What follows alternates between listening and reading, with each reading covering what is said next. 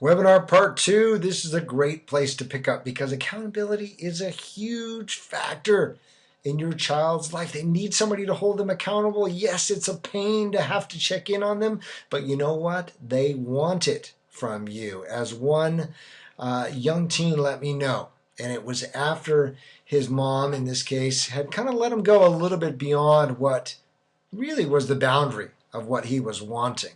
Not really holding him accountable to being in a certain place at a certain time, to getting the grades, to getting the homework done, just really assuming he was going to get it done. Even though kids won't admit to it, they want the boundaries, they want the barriers, and then it's their job to push on them. So he said to me, this young guy, you know what, I wish mom would have held me accountable. Kids like to know that their parents are with it, that there's a plan in place, that they're on their side.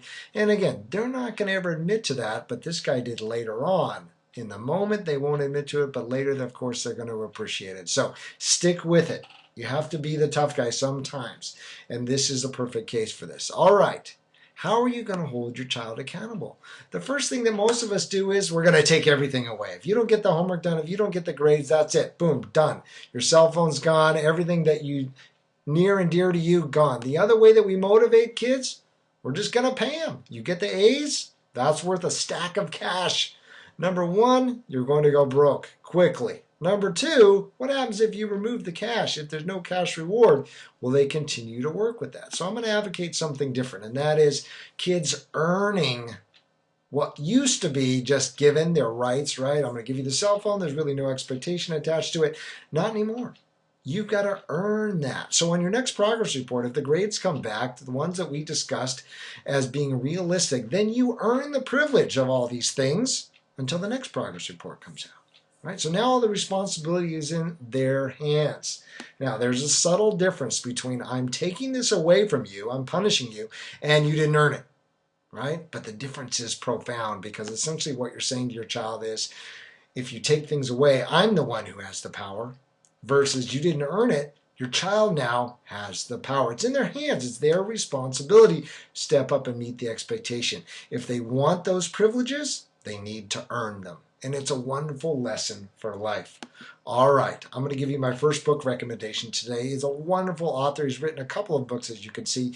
This one, though, Drive, originally written for a business market, but it has incredible implications and even a chapter for educators and parents. So pick it up.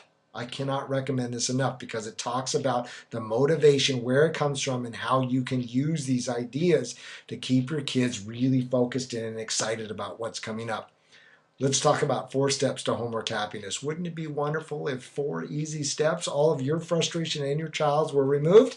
Well, here it is. This is the magic right here. Number 1, we're going to minimize distraction. We're going to maximize focus. So it's okay if your child wants to get the studying done on the couch or on the bed at the kitchen table and they're moving all around. What's not okay is if they have 5 different things that are blasting them with input. A lot of kids can study with the music, fine. Right? They got the iPod plugged in, but if they've got the TV there and they've got the cell phone and they've got the IM, that's too much. And don't let them fool you into believing that they're the multitaskers. They can get it all done. It's not realistic. They can't.